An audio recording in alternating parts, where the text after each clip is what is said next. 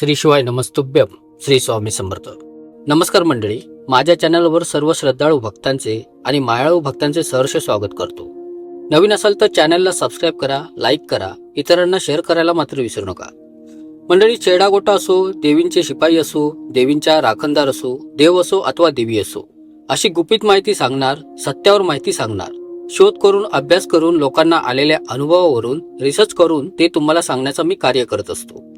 माझी माहिती ही पुजाऱ्यांकडून लोकांना आलेल्या अनुभवावरून वाडवडीलधाऱ्या माणसांकडून सांगत असतो, जेणेकरून तुम्ही कुठल्याही देवादिकांच्या माहितीला वंचित पडला नाही पाहिजे, हे मात्र लक्षात ठेवा. मंडळी, आजचा टॉपिक असणार आहे की अंगात येते पण मला घेऊ वाटत नाही. मग त्याचा त्रास होऊ शकतो का?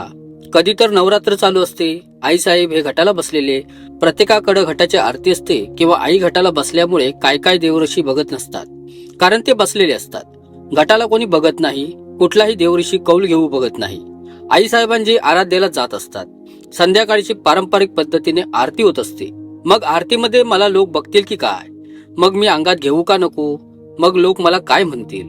तर असं जर तुम्ही करून बसलाय, जो देवीचा येण्याचा काळ असतो, जी विधी असते, ज्या टायमाला देवी यायच्या त्या विधीला सोडून जर तुम्ही दचकून बसला असाल, अरे नको, अंगात नको, माझ्यामुळे जर दबकून बसलं तर तुम्हाला मनात चिडचिडापणा येण्याची शक्यता असते, घरामध्ये भांडण लागण्याची शक्यता असते.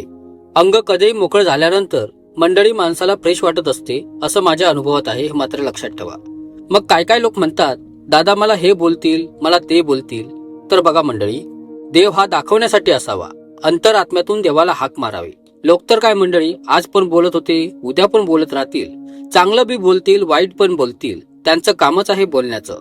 देवाची एखादी ऊर्जा, मी काय म्हणतो की साक्षात देव येणे नव्हे, देवाची ज्या टायमाला तुमच्यावर ऊर्जा येत असते त्या टायमाला तुमचं अंग हे रिकामी झालं पाहिजे. आई साहेबांना तुमच्या अंगात येण्याचं तुम्ही आग्रह केला पाहिजे. कारण कसं असतं बघा मंडळी, आई साहेब आल्यानंतर अंग देखील ढिल्लं होतं, मानसिक त्रास पण होत नाही, डोकं हलकं होतं आणि तुमचा मूड देखील फ्रेश होतो. शरीराचं मंडळी काय असेल ते हालचाल देखील होतात, हे मात्र लक्षात ठेवा. काय काय लोक म्हणतात, दादा मी करू काय, होतच नाही, घरामध्ये घेते, याच्यामध्ये घेते, देवीचा वारसा. मंडळी, आदिमाया आदिशक्तीचा वार असेल, तुम्ही काय असेल ते अंगात घेतलं पाहिजे. याच्याच टॉपिकवर आपण आज बोलणार आहोत. चला तर वेळ न घालवता व्हिडिओला मात्र सुरुवात करूया. मंडळी, सुरुवात करण्यापूर्वी काय सांगू इच्छितोय, तुमच्या मनामध्ये भक्ती हवी. कधी कधी भक्ती शेवट काही भेटत नाही आणि शक्ती देखील भेटत नाही, जर तुम्ही मोकळ्या मनाने केले नाही तर. की बाबा एवढ्या जणांकडे फिरले, दादाकडनं मला गुण पडेल, काळूबाईकडनं मला गुण पडेल, तर 100% तुम्हाला गुण पडेल. पण जर मनामध्ये शंका घेऊन केलात तर मात्र गुण पडणार नाही. अमुक बाबाकडे गेलो, काय गुण पडणार नाही, तर अशा व्यक्तीने गादीला जाऊ नका. मंडळी, आपल्या महाराष्ट्रामध्ये भरपूर ढोंग्यांच्या गाद्या आहेत, कावांच्या गाद्या आहेत, त्यांच्यापाशी जावा. फक्त फोनवर बोलायचे म्हणून नाही, तर गादीवर गेल्यावर 1100-1200 रुपये कोण घेत नाही. फोनवर फक्त फ्री बोलतात, ऍड्रेस देतील, पण गादीवर आल्यानंतर 1100-1200 रुपये युट्यूबवाले पण घेतात, हे मात्र लक्षात ठेवा. मी सत्यावर बोलत असतो, सत्य सांगण्याचा माझा धंदा, मी नाही कुणाचा बंदा. म्हणून जर कोणाला माझं पटत असेल नसेल तर ही तुमची मर्जी आहे, हे मात्र लक्षात ठेवा. काय काय लोक म्हणतात, दादा मला अंगातल्या वाऱ्याचा त्रास होतो. अशा व्यतिरिक्त मी भरपूर व्हिडिओ बनवलेले आहेत आणि व्हिडिओमध्ये मी तुम्हाला सांगितलं देखील आहे की अंगातल्या वाऱ्याची पाळणूक कशी करावी. पण आता अंगात वारं येत असेल आणि जर तुम्ही ते घेत नसाल तर त्याचे काय परिणाम होऊ शकतात.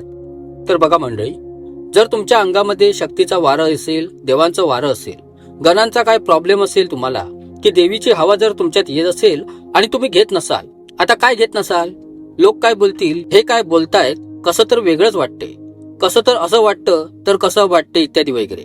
जर तुम्हाला असं वाटत असेल आणि तुम्ही वारं घेत नसाल तर मंडळी त्याचा भयंकर तुम्हाला त्रास होऊ शकतो. एकतर मानसिक त्रास होऊ शकतो, तुमचे घरादारात मन लागणार नाही, संसारामध्ये मन लागणार नाही, त्याच्यानंतर सतत चिडचिडपणा आणि चिडचिडपणामध्ये माणूस काय बोलून रिकामे होतो आणि काय करेल याची गॅरंटी नाही. कधी कधी तर आपल्या जीवावर सुद्धा बेतू शकतं आणि तेही रागाच्या तावात, हे तुम्ही लक्षात ठेवा. त्याच्यासाठी नवरात्रीमध्ये आई जेव्हा घटाला बसते तेव्हा प्रत्येक मंडळात असो, घरात असो, आजूबाजूला असो, तर प्रत्येक ह्यांच्यामध्ये मंडळी कार्यक्रम हा संध्याकाळचाच असतो.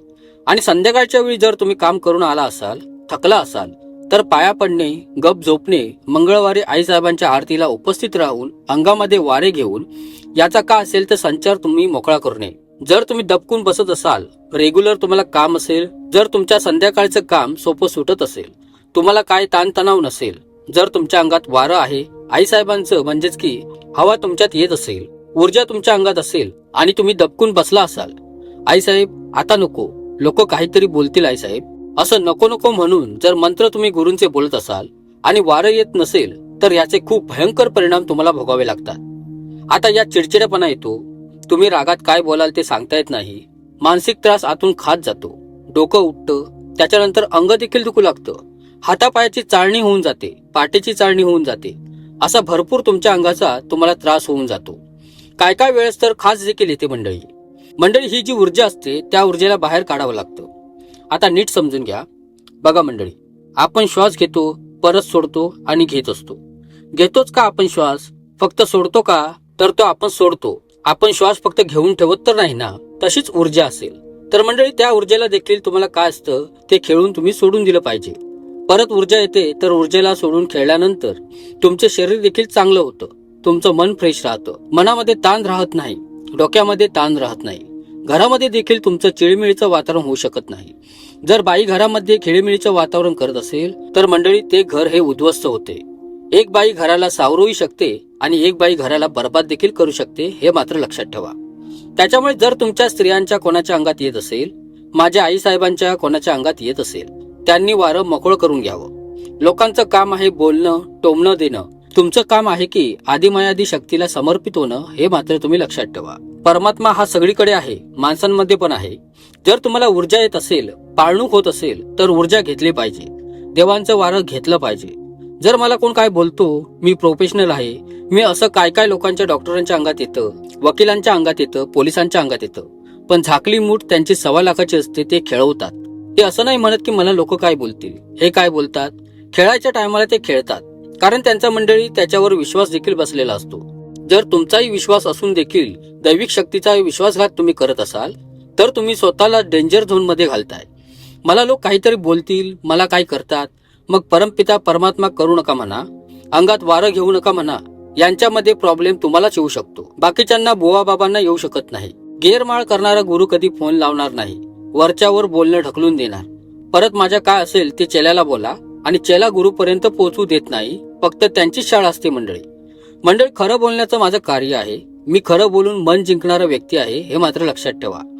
गुरु केल्यानंतर मरेपर्यंत केला पाहिजे, नाही की गुरु फक्त दिखावा करण्यापुरता असावा. तर मंडळी, वारं तुम्हाला येत असेल तर तुम्ही वारं ह्या अंगामध्ये घ्या, मंगळवार शुक्रवार घ्या, नाहीतर तुम्हाला परिणाम जे सांगितल्याप्रमाणे ते परिणाम तुम्हाला भोगायला लागतील. त्याच्यामुळे काय होतं, जर तुम्हाला राग आला, चिडचिडेपणा आला, घरामध्ये पटत नाही, सासू सुनांचं पटत नाही, नवरा बायकोंचं पटत नाही, त्याच्यानंतर लेकरा बाळ चिडचिडपणा, जर तुम्ही चिडचिडपणा केलं तर लेकरं बाळ चिडचिडपणा करतात. जर तुम्ही आपला चिडचिडपणा इतरांना केलं, शेजार बाजार तुम्हाला चिडचिडपणा करतात. पण जर तुमच्या तोंडामध्ये साखर असेल तर पुढचा देखील साखर होतो. जर तुमच्या मनामध्ये राग असेल तर पुढचाही व्यक्ती रागातच तुम्हाला बोलत असतो, हे मात्र लक्षात ठेवा. मंडळी, सांगितल्याप्रमाणे जर तुम्ही वागलात आणि अंमलात आणलात तर मंडळी कधी तुम्हाला कशाची कमी पडणार नाही आणि देवांमध्ये देव तुम्हाला प्रसन्न होण्यासाठी, तोडगे केल्यानंतर देवांची कृपा तुम्हाला होण्यासाठी तुम्ही माझे प्रयोग करू शकता. मंडळी, अशी युट्यूबवर तुम्हाला खऱ्या माहिती कोण देणार नाही. फक्त मार्केटिंग मध्ये काय काय बुवाबाजी करणारे आहेत. काय काय लोक तर असे आहेत, युट्यूबवर नवीन व्हिडिओ बनवतात, त्यांना कंटेंट नसतं, काय नसतं, काही नाही, एकमेकाचे व्हिडिओ बनवायला लागले. पहिले हे तुम्ही लक्षात ठेवा, त्याला ज्ञान पाहिजे. मी वनस्पतींची माहिती दिलेली आहे, साधना महाकालीची असू शकते, वेगवेगळ्या देवींची, कुळदेवतांची देखील असू शकते, पण ती ही मंडळी खूप दुर्लभ आहे.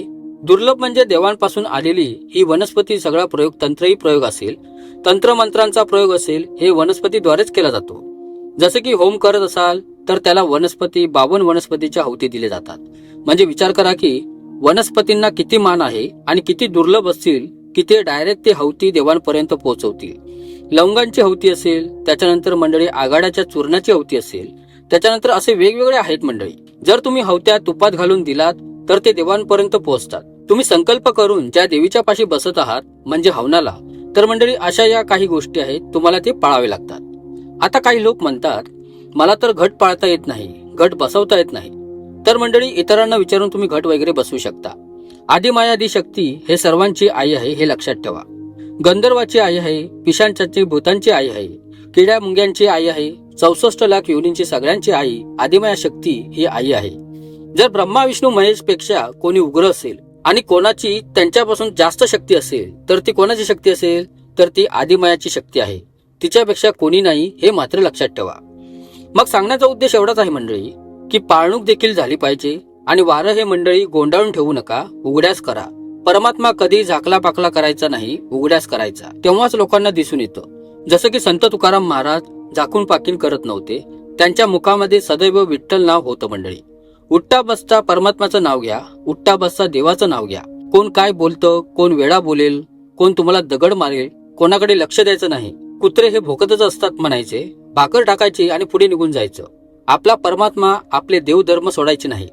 एवढं पण गुंतून जाऊ नका की कामधंदे करून फक्त देवच करा. नाही मंडळी, कामधंदे करून देव करा, प्रपंच करून देव करा. देवानं असं सांगितलं नाही की प्रपंच सोडा नंतर मला बघा, असं काही नाही. मंडळी, ज्या टायमाला करायचं वेळेवरच सगळं परमात्मा केलं पाहिजे. त्याच्यानंतर मंडळी आपलं मरण धरण हे देवांच्याच हातात असतं. कधी आपली विधी लीक आहे त्या विधीच्या अनुसार सगळ्या गोष्टी होत असतात. त्याच्या अगोदर आपण काय असेल ते मंडळी केलं पाहिजे. काय काय लोक यंग पिढी जर बघत गेली तर 24 तास मंडळी ऑनलाईन असतात, मोबाईलवर बोट घालत असतात. तर तेच बोट मोबाईलवर घालण्यापेक्षा जर जपमाळेवर केलात ना तर याने तुमची अडलेली कामे होत जातील. तुम्हाला परमपिता परमात्मा भेटेल, देवाचा आशीर्वाद प्राप्त होईल. ज्या कामात असेल त्या कामामध्ये यश तुम्हाला मिळत जाईल. पण मंडळी, व्यर्थ काय टाइम घालवू नका. घालवायचं असेल तर माळ जपेवर, भगवद्गीतेवर, वाचण्यावर घालवावा. त्याच्यानंतर मंडळी भरपूर असे पुस्तकं आहेत, ते पुस्तकांवर तुम्ही आपला वेळ घालवू शकता. मोबाईल हा फक्त साईड इफेक्ट देऊ शकतो. चांगल्या कामासाठी मोबाईलचा वापर करा, वाईट कामासाठी मोबाईलचा वापर करू नका. आणि जर माझा व्हिडिओ तुम्हाला समजला असेल तर लाईक, सबस्क्राईब आणि इतरांना शेअर करायला मात्र विसरू नका. कमेंट्स मध्ये धावजी बाबांच्या नावाने चांग भलं लिहायला विसरू नका. काळूबाईच्या नावाने चांग भलं, आई राजेचा उदय उदय, सदानंदाचा उदय उदय, तुळजापूरच्या अंबाबाईचा उदय उदय, आई येडसरीचा उदय उदय लिहायला मात्र विसरू नका. आशा करतो तुम्हाला ही माहिती नक्कीच आवडली असेल. खूप खूप धन्यवाद.